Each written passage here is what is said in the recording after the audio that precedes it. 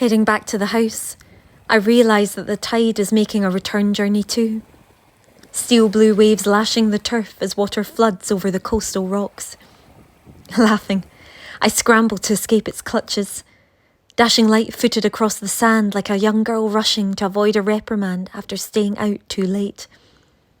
My walking boots are now not only christened, but coated with sea sludge, letting in water at an alarming rate of knots through obscure breathing holes punched in their toes. Cheerfully capitulating to the inevitable, I remove them to tie their sodden laces together, squashing my wet socks and fatally shredded stockings inside the toes before swinging the dank bundle over my shoulder. I carry on unshod, the icy current stinging the bare flesh of my ankles and calves as waves continue to pour over me, yet the pain feels oddly exhilarating, thrilling, as much as chilling, like the time I fell into a great Bavington water trough.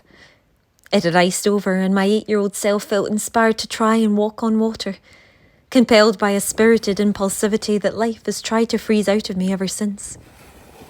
Not today, though. Sometimes I stand still, as if asking for more, and the ocean obliges me with enthusiastic immediacy. There are Blake paintings that show almost precisely this scene. Women of the ocean with veils of waves and froth ripples flowing from their hair and skirts, until one becomes unsure of where one life form ends and the other begins.